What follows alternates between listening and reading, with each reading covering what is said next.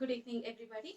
I welcome you all to today's session, that is session on Shalya Tantra by Tadvidya Sambhasha Online Parishad. Today's is the sixth session.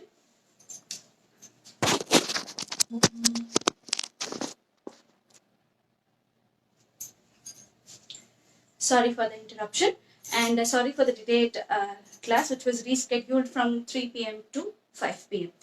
Before we start the session, I would like to start with a small prayer. Om Namami Dhanvantarim Adidevam Surasurairvanditapadapatmam Loke Chararubhaya Mrityunasham Dataramisham Vividaushadhinam Om Shanti Shanti Shanti. Welcome back. So in last class we completed the different classifications of Kandabhagna. We saw the special Vishesha Lakshanas of Kandabhagna as told by Acharya Sushruta, and we tried to correlate each of them with the modern anatomical and the fractural explanation of each of them. So today, now continuing with the topic, we will be now today dealing with injuries around the shoulder joint, that is which will deal with the dislocation of the shoulder joint and the fracture of the humerus, very importantly fracture of the surgical neck of the humerus. So in today's class we will deal with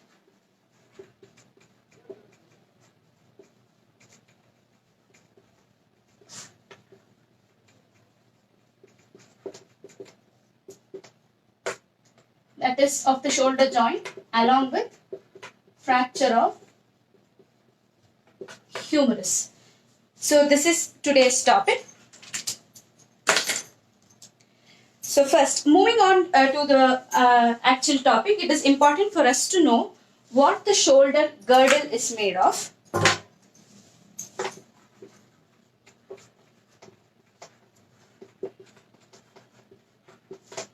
Now, it's very important that this shoulder girdle is a polyaxial joint.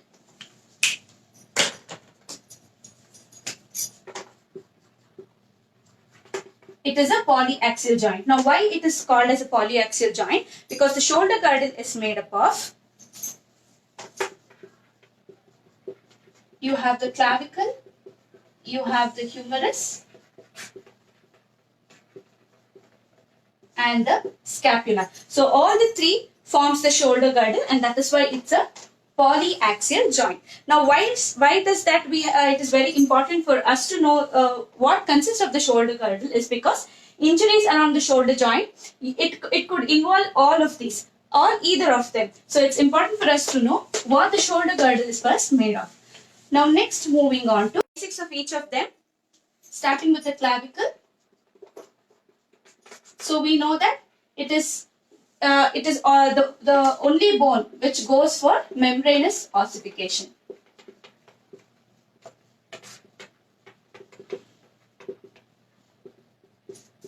So the only bone that goes for membranous ossification. So you have the medial end has the sternoclavicular joint,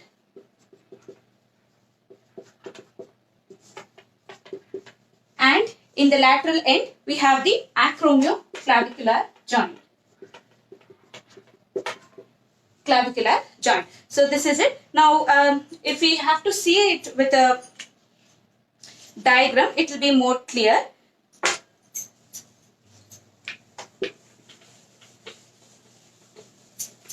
So it goes like this. So suppose if this is the clavicle. Okay, and then you have the coracoid process. Okay, and here for the glenoid cavity we have the humerus, and here we have the acromion process. Okay, so now if this is the clavicle, this is the head of humerus, this is the glenoid cavity, this is the acromion process, And next we have the coracoid process. This is the coracoid process. So this is what forms the shoulder girdle. So now this is nothing but, this bone is nothing but the scapula. Now for the integrity of this joint, now before this joint has to get displaced, there are certain ligaments that are holding this in the proper place. So when we were dealing in the second or the third session, we saw what the joint stability depends on. So it depends on the natural integrity, it depends on the ligaments, we have the dynamic stabilizers, etc. So here it forms a picture of, here comes a picture of the ligaments which holds the joint in place. So what are the two ligaments? We have the acromioclavicular ligament and the coracoclavicular ligament. So before this joint has to get disturbed at the lateral end, so these ligaments has to get torn off or disrupted before the lateral end of the clavicle disrupts. That is, you have the acromioclavicular joint.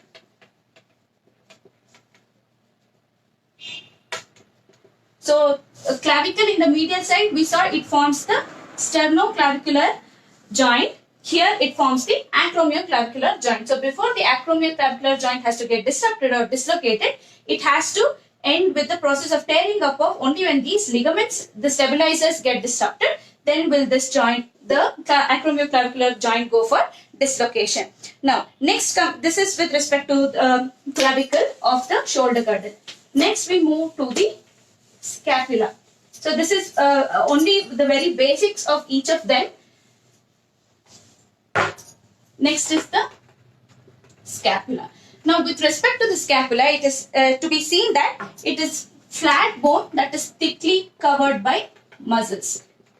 So it is covered by muscles throughout. So it is, that is why usually the fracture of scapula, it is usually undisplaced because it is held in the position with the help of muscles. Next thing is, it is highly vascularized. It is highly vascularized, and that is why it heals faster. Fracture of the scapula also heals faster. Now what is important with respect to the scapula is that we saw the glenoid cavity and the head of the humerus. So the glenoid cavity of the scapula and the head of the humerus, that is the proximal end of the head of the humerus, it forms the glenohumeral joint.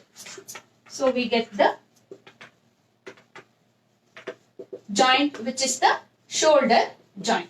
So this is where the scapula comes into picture with respect to the shoulder girdle and the shoulder joint. So we have the glenoid cavity of the scapula with the proximal end of the head of the humerus that forms the glenohumeral joint. Scapula is a flat bone that is thickly covered with muscles on all the sides. So, and it's also highly vascularized, because of which it heals faster, and also that the fracture of the scapula is usually undisplaced because of the muscular stability it has got throughout it. Now, the next important thing what we have to see here is with respect to the shoulder joint. Now suppose this is the humerus. So you have the two tuberosities here. Okay. So we can draw two lines. One is here and one is here. Now exactly the region below the tuberosity is here, where the rounded globular head of the humerus joins to the tubular shaft. This is called as the surgical neck of humerus. So this is surgical neck of humerus. Actual anatomical is the area above the tuberosities. So this is the anatomical neck of humerus. Okay. Now why is the surgical neck of humerus very important? It is because more fractures are prone to happen in this area than the anatomical neck. Why the anatomical neck is important? This is important with respect to the rotatory cuff. So the rotatory cuff has its attachments near the anatomical neck. With respect to the fracture occurrence, it is the surgical neck of the humerus that is important, because most fractures of the humerus corresponds at the surgical neck of the humerus. Now, coming to the shoulder joint. So we know that it is a glenohumeral joint. So suppose this is the glenoid cavity of the scapula.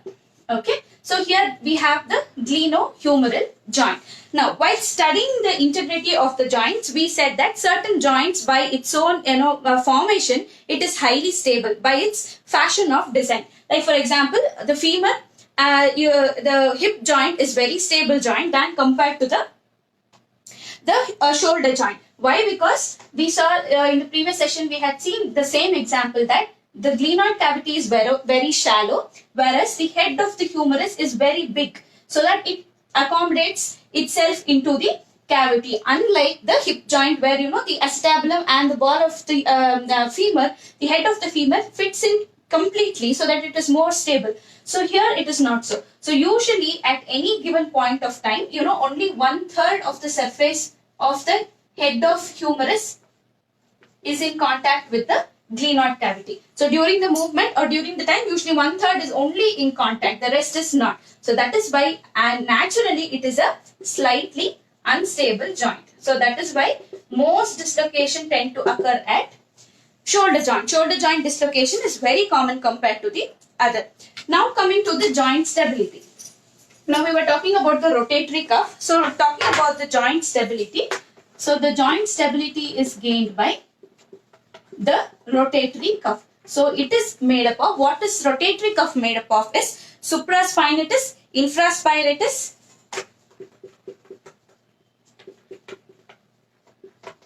okay, we have the infraspinatus, you have the subscapularis, and we have the teres minor. So these four forms the rotatory cuff. So the tendons of above four muscles, all the tendons of above four muscles, where do they attach? They attach themselves to the anatomical neck of the humerus, and it forms a very stable cuff.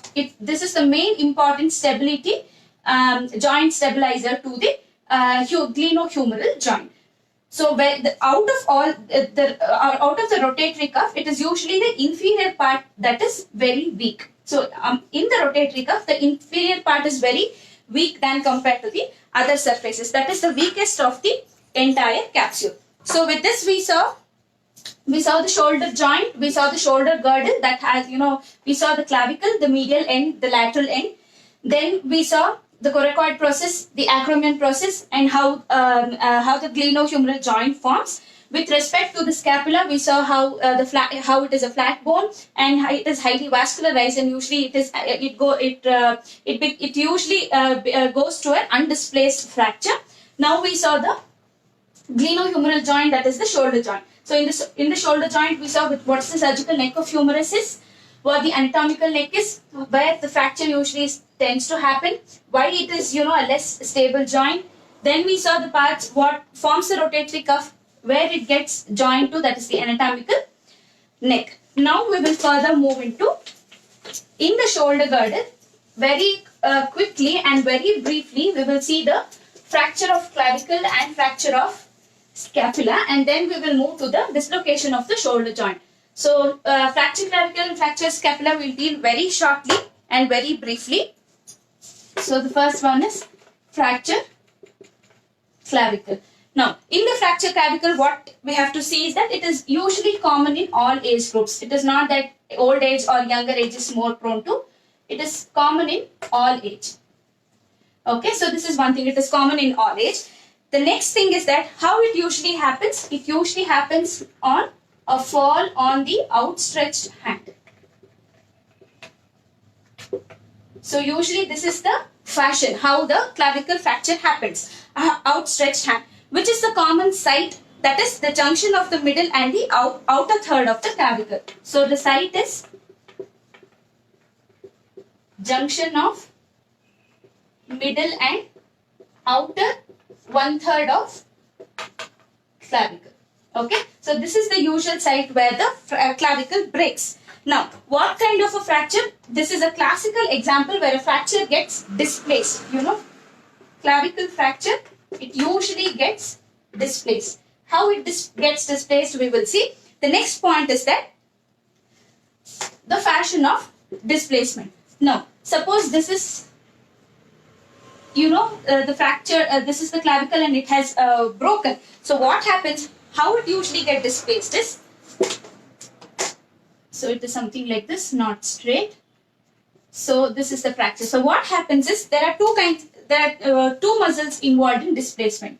Okay. So one is this, another is this. Now it is, I know by this, it is already known by now that the below one, this is nothing but the pectoralis major, and this is sternocleidomastoid muscle.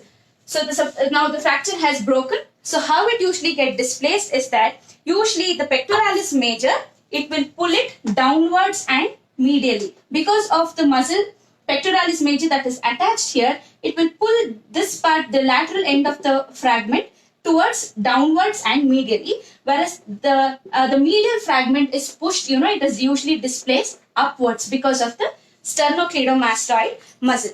Now coming to the diagnosis of it, it is very simple. First is by the history.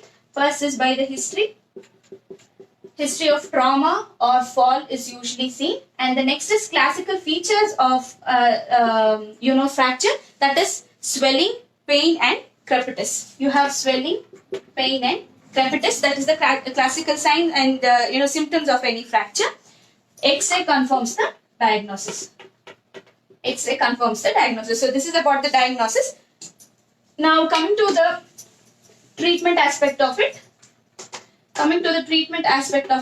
Usually for the fractured clavicle, it readily unites. So clavicle has a tendency to unite readily. It readily unites. So in this cases, a triangular sling is sufficient. Usually a triangular sling is sufficient. We have to go for open reduction, is very, very rare. Surgical involvement is very, very rare. Only in case if there is a neurovascular bundle damage, only then we have to go for a open reduction. Otherwise, a triangular sling is more than sufficient. So like 10 to 14 days, that is after 2 weeks.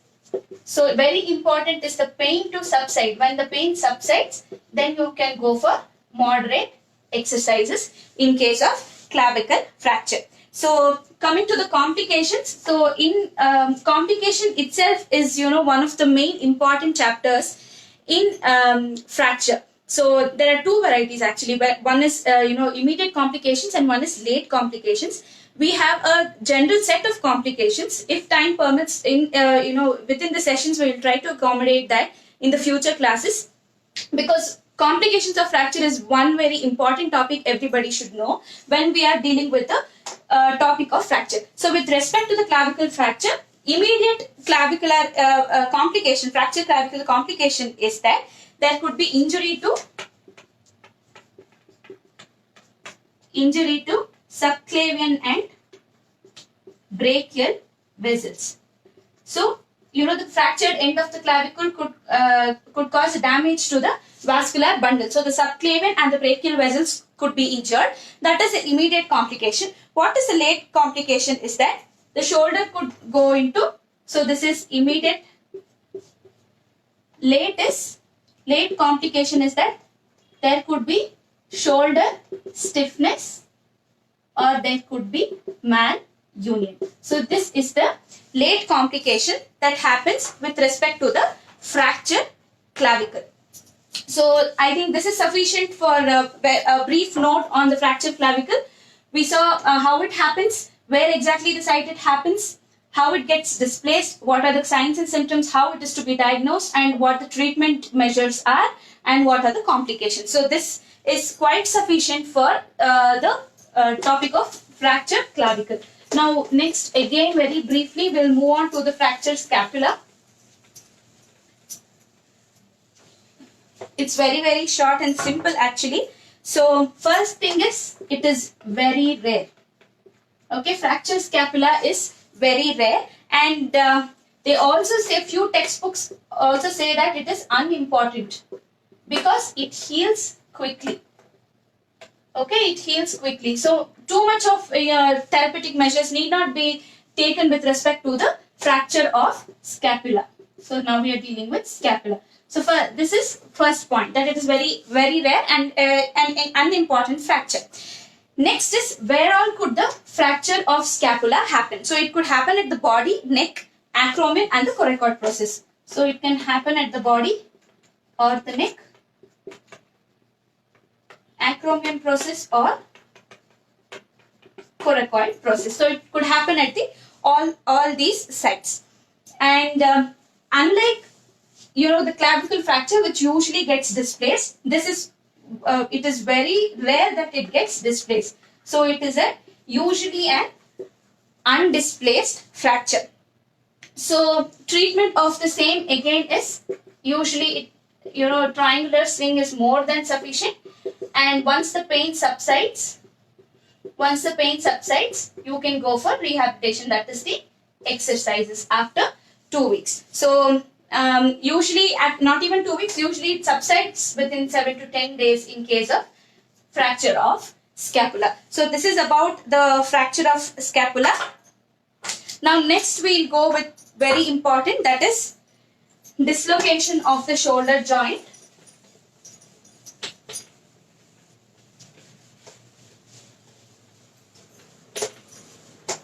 Okay, now we will deal with the dislocation of shoulder joint.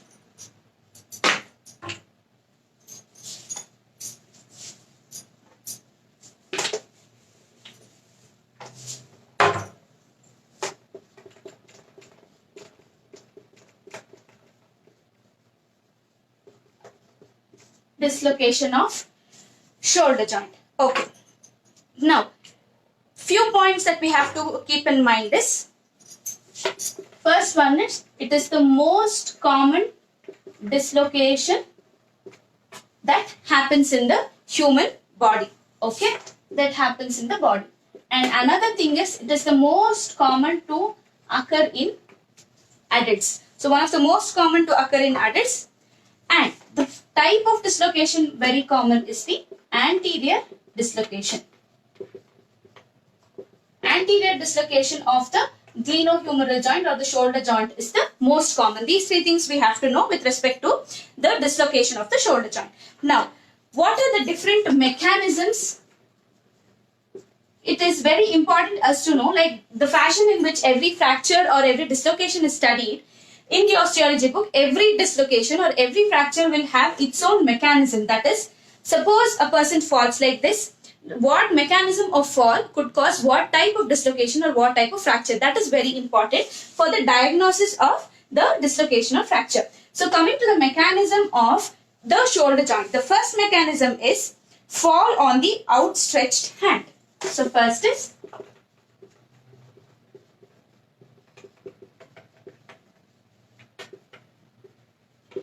fall on the outstretched hand, that is on the shoulder, usually when it is abducted and externally rotated. When it is abducted and externally rotated. I'll first write it down and then explain each of them. Now the second fashion is due to direct force. So direct force, that is pushing the head of humerus outside the cavity. So this is the second one. Now what the third one is? The third one is the posterior dislocation. Now this was with respect to the anterior dislocation, which is more common. The next one is for posterior dislocation, wherein the direct blow on the front of the shoulder. I'll write here. So it is for posterior dislocation. So there could be a direct blow in front of shoulder, that is pushing out the head of the humerus posteriorly. So usually it happens, it is very rare in cases of electric shock, in cases of epileptic attack, posterior dislocation is seen. So 90% of them, what happens is the anterior dislocation. Now coming for the mechanism. So first one is fall on an outstretched hand, shoulder abducted and externally rotated. So usually when a person falls on an outstretched hand like this, when it is abducted and it is externally rotated. So what happens when he falls? There is when the integrity of the joint it gets disturbed, then this part, that is the head of the humerus, tends to come forward, anteriorly get dislocated. This is very common than the posterior dislocation of the head of the joint. So this is first mechanism, that is direct fall on the outstretched hand. So when the head is, when the arm is, the shoulder is abducted, so it is already that the joint, connection is little less. So it is easy in this position for the joint to get dislocated. Next is direct force pushing the head outside. So suppose from behind somebody comes and hits you here. So there is a direct force that is, making the head of the humerus get detached itself from the glenoid cavity behind. So because of which the head of the humerus comes and gets displaced anteriorly. The next one is the posterior dislocation. This is very low. Now suppose the same happens, the direct blow is from the anterior surface, anterior part. So the head of the humerus gets, dislocated posteriorly. So these are the main three mechanisms of shoulder joint dislocation. Okay, now the next important thing what we have to look for is the pathoanatomy.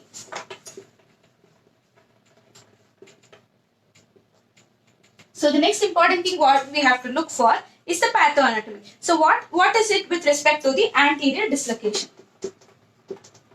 So what is it with respect to anterior dislocation? So head of the humerus, what does anterior dislocation mean? It means that the head of humerus, it is lying anteriorly to what? To glenoid cavity. So that is how you define the anterior dislocation. That's the head of the humerus comes out of the glenoid cavity and it lies anteriorly. So this is anterior dislocation. Now the next thing what we saw is the posterior dislocation. So posterior dislocation is again the same, where the head of the humerus, it comes out and it lies posteriorly to that of the glenoid cavity. So this is posterior dislocation. Now in this anterior dislocation there are a few varieties. Now what are these? First is pre-glenoid, that is head lies in front of glenoid cavity. Now suppose this is glenoid cavity and the lateral view, it will be a little confusing when we are depicting it in case of a picture. So first is pre-glenoid. So in pre-glenoid, head lies in front of the glenoid cavity. So first is pre-glenoid. So you have the glenoid cavity, the head lies just in front of glenoid cavity. So this is first one. Now the next is subcoracoid. In subcoracoid, what happens is head lies below the coracoid process. Now suppose you have the coracoid process, head comes here. So this is subcoracoid. That is the head lies below the coracoid process. In pre-glenoid, we can say that it lies in front of the glenoid cavity. Next is subclavicular.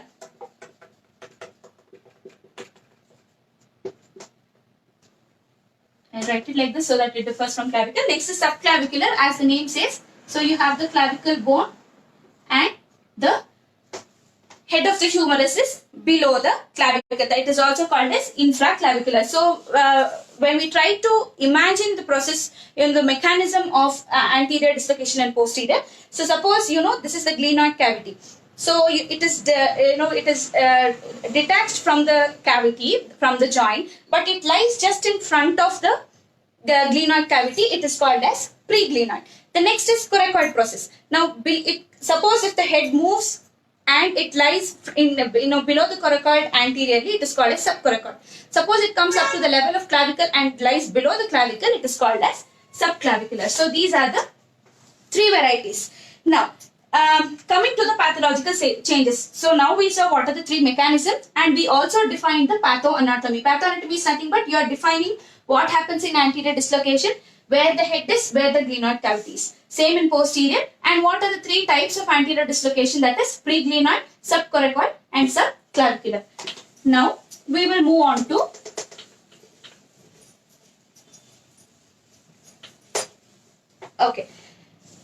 Now we will move on to what are certain changes, pathological changes. Now what means here is that Now, in the act of dislocation, what else could happen? What are the extra damages that could happen? The same thing we saw in case of strain, we saw in case of dislocation. But in one kind of dislocation, in the act of getting dislocated, it could chip off a piece of periosteum from the cavity. So that is what these are certain changes. What comes under changes with respect to pathological fashion. So what could happen with respect to anterior dislocation is, so most of the it will be referring to the anterior dislocation until unless it is specified as posterior. It means it is anterior dislocation of humerus. So first is called as Bunckert's lesion.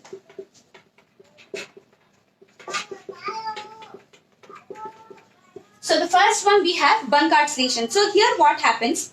It is a dislocation with stripping of the glenoid surface with the periosteum from the anterior surface of the glenoid or scapula. So you have the glenoid surface, you have the humerus head. So in the act of getting dislocated, what happens? It also chips a piece of periosteum from the glenoid surface. It also chips a piece of periosteum from the glenoid surface. So suppose, so this is so this is the chip. Suppose it is coming off. So it also chips a piece of periosteum from the anterior surface of the glenoid, or it could also chip a periosteum from the surface of the scapula.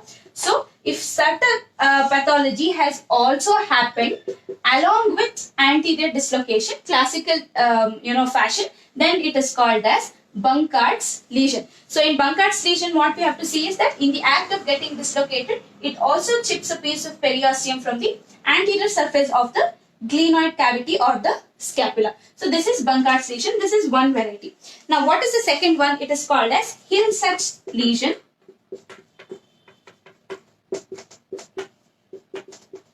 Okay. Now what happens here is that there is depression in the humeral head in the posterior lateral quadrant due to the impregnation of the anterior edge of the glenoid on the head of the humerus. Now, suppose this is a little difficult to depict pictorially. Now, what we could understand is that now this is the head of the humerus and we have the glenoid cavity. Now, in anterior dislocation, what happens? The head of the humerus moves anterior to the glenoid cavity. Suppose in that process we have, this is the glenoid cavity and this is the head. This is the posterior lateral aspect. So suppose if it is the dislocation and the final outcome is like this, because of the pressure of the glenoid cavity, the circumference of the glenoid cavity, there could be a depression in the posterior lateral quadrant of the humerus head. That is called as Hill-Sachs lesion. So all these are, they are just extra names that are given to different varieties, permutation, combination in the act of injury. What else could happen? Each of them are given name and they are named under this heading. So this is called as Hill-Sachs lesion, where there is depression on the humeral head in the posterior lateral quadrant. So in the posterior lateral quadrant, there is depression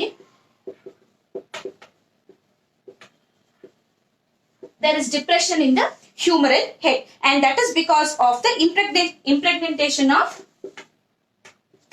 anterior border or the anterior line of the cavity on the head. So this is called as Hill-Sachs lesion. Another thing is the third one is roundening off. It is called as roundening off. So what does roundening off means is that of the anterior glenoid rim when head dislocates over it. So the rim of the anterior glenoid cavity, suppose it is like this and the head it rims over it. So there is roundening off or the balding of this part of the rim. So that is called as roundening off of the anterior glenoid cavity rim because of the head when it is moving over it. So that is called as roundening off. So this is with respect to the pathological changes. So these are a few varieties. There are many actually. These are the main ones where it is Bunckert's lesion, Hill-Sachs lesion, and we have the roundening off. It is also pronounced as Hill-Sachs according to few. Okay. Now moving on to the diagnosis. How we get to know. So first one is patient complaint, that is the history. Okay, history of fall or trauma. Next one is how the patient is presenting to you.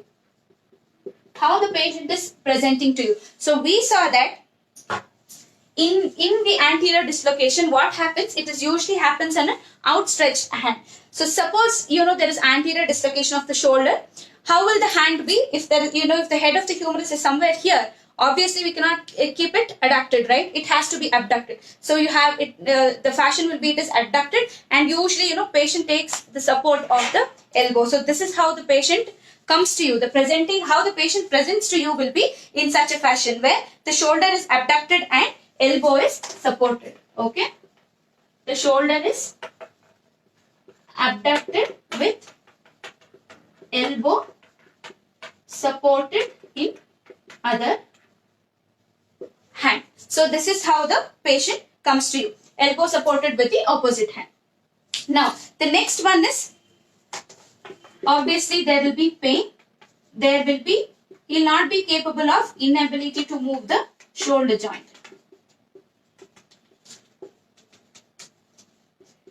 So this is common, inability to move the shoulder joint. Now, this will be the diagnosis. Obviously, it gets confirmed with an X-ray. That goes untold. Okay. Now, next is on examination. What all do we see?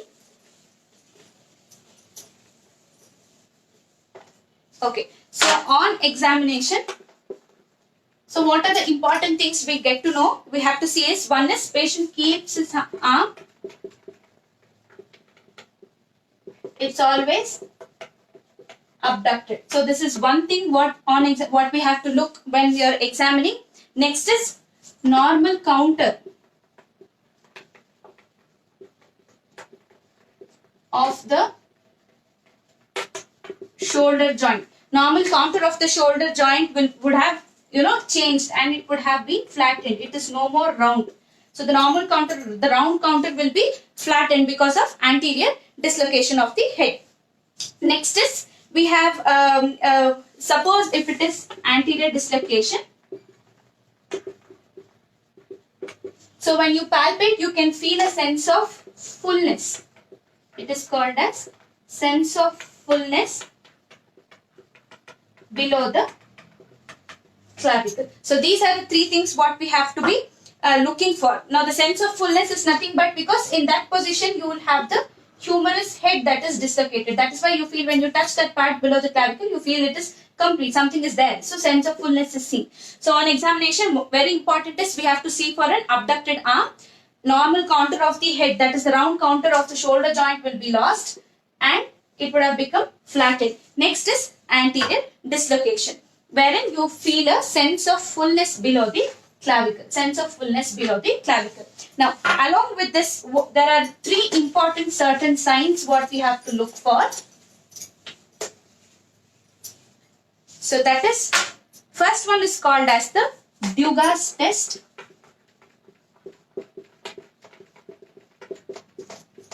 So these are also additional signs what we have to look for in case of dislocation of shoulder joint. First one is Dugas test.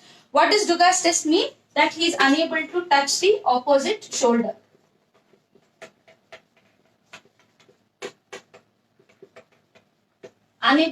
So inability to touch the opposite shoulder. Okay. The next one is called as Hamilton ruler test.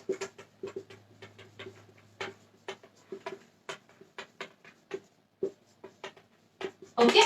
Here what is the explanation is that, now suppose you have, there is flattening of the shoulder joint, right? There is flattening of the shoulder joint. Now suppose you keep a ruler on the lateral aspect of arm. Now suppose you keep a ruler on the lateral aspect of arm, then the lateral side, the ruler will touch the acromion and the lateral condyle of the humerus simultaneously. It will touch the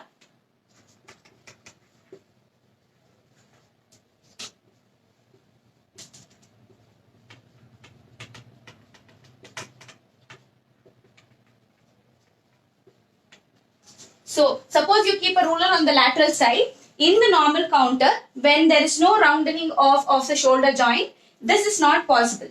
Okay, so in case of shoulder joint, when the then there is flattening of the shoulder joint, when the ruler is kept on the lateral aspect of the arm, then the ruler will simultaneously touch the lateral condyle of the humerus and the acromion simultaneously. So if this is positive, then it shows that this is one of the signs that which confirms the diagnosis of anterior dislocation of the shoulder joint. Next is called as Calvé's test.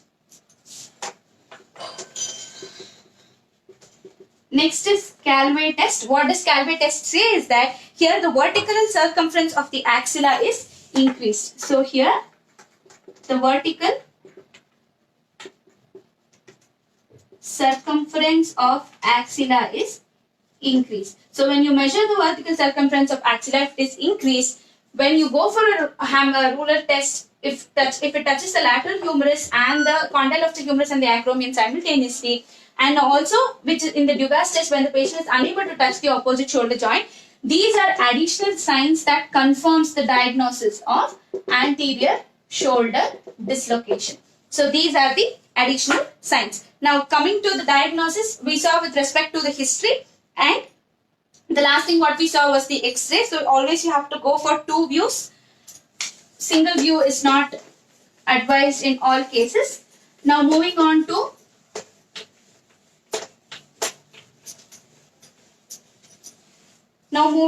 the treatment will brief treatment flow chart. So the first thing what we have to go is for reduction.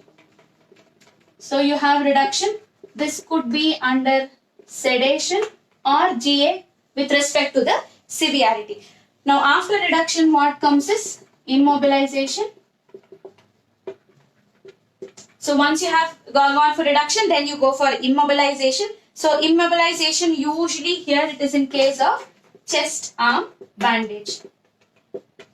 So the choice usually is the chest arm bandage for immobilization. So maybe for approximately 3 weeks usually, after which when the pain subsides, you can go for the next thing is when the bandage gets removed. Once the pain and everything has subsided, and only then you have to go for slow exercises for rehabilitation. So this is for slow exercises. So we have a reduction under GA or sedation, immobilization with a chest arm bandage for a minimum of 3 weeks. And next, once the bandage is removed, once the pain has reduced, and then we move for the slow exercises. Now, here actually this is a very brief flow chart for the treatment of fracture dislocation. At this moment of time, it is very important for us to know this. But actually, there are different ways how it is reduced, and it's a huge chapter again only on how reduction is done, how immobilization is done. So there are 2 important maneuvers what we have to keep in mind for reduction with respect to shoulder joint. At least the names we have to know. So the 2 is, one is Cocker's maneuver, and the next is called as Hippocrates maneuver. So this is different forms of how each of the joint is a very big chapter. So since we are time constraint and looking to our the syllabus aspect and the examination of point of view, this much is suffice for the time being, wherein 2 main maneuvers what they use for shoulder joint dislocation, to reduce the shoulder joint dislocation, is the Cocker's maneuver and the Hippocrates maneuver. Now, like we saw for the others, next important thing what we have to look is for complications. So in complications, you have early complications and you have delayed complications. So in early complications here, what is the first thing is, so for complications, in early complication, you could injure the axillary nerve, could be injured, because of which there will be a small area of paresthesia at the region of deltoid. So axillary nerve could be injured, so there is small area of aesthesia, small area of aesthesia over the deltoid muscle, that is lateral aspect of the shoulder joint. lateral aspect of shoulder joint. So this is the one of the early complications. Next is late complications. It could be recurrent dislocation. Now, in the classification of dislocation, we saw that one of the classification was recurrent dislocation. So why recurrent dislocation? Maybe because anatomically the joint is unstable, or that there is a previous infection of some pathology, or the treatment, inadequate treatment is one of it is very important. Inadequate treatment in the first episode, so that could lead to a reduction the second time. So because of all this, and suppose usually in cases of epileptic patients, during the convulsions, the joint again goes itself into dislocation. So these are the late complications. These are the delayed complications of shoulder joint. Now, coming to the operative procedures. Now, what we saw in the flow chart was, non-operative procedures. Suppose because of extensiveness of injury, we have to go for a operative procedure. Very few operative procedures, what we have to at least know the names of them. Again, the details of each of the operative procedure would consume a lot of time. So we'll just see the names of operative procedures that are carried for a shoulder joint dislocation. The first one is putty plate operative procedure. Okay. The next one is Bankard's operative procedure. Bankard's operative procedure. Next we have Bristow's operative procedure. Bristow's operative procedure. So these are very important. We also have a arthroscopic Bankard's repair. So this is just a variation.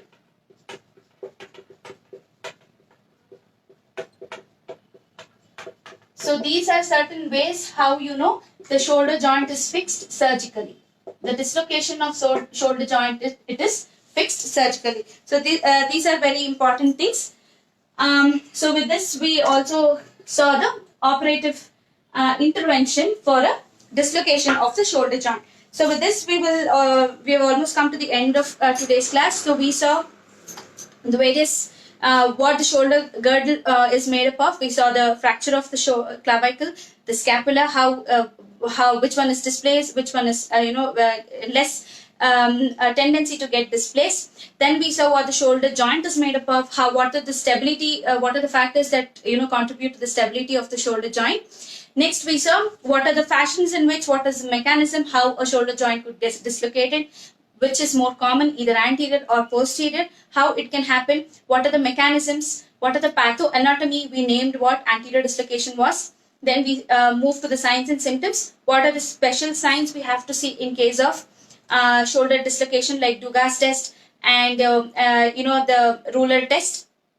Next we have the after that we saw the diagnosis. We saw what were the basic brief treatment flowchart of the shoulder joint dislocation, and we saw what are the different operative procedures to surgically fix the dislocation of the shoulder joint. So in next class we will move to the fracture and fracture of the femur and the dislocation of the femur. If time permits, we will also take, it's very short, we will take up the fracture of the neck of the humerus, the surgical neck of humerus, and then we'll move to the femur. And with this I would like to conclude today's session with a small prayer. Om Jnananandamayam Devam Nirmalaspatikakritim Adharam Sarva Vidyanam Hayagrivam Upasmahe. Om Shanti Shanti Shanti. Thank you. We will again meet on next Monday between 3 p.m. to 4 p.m. Thank you.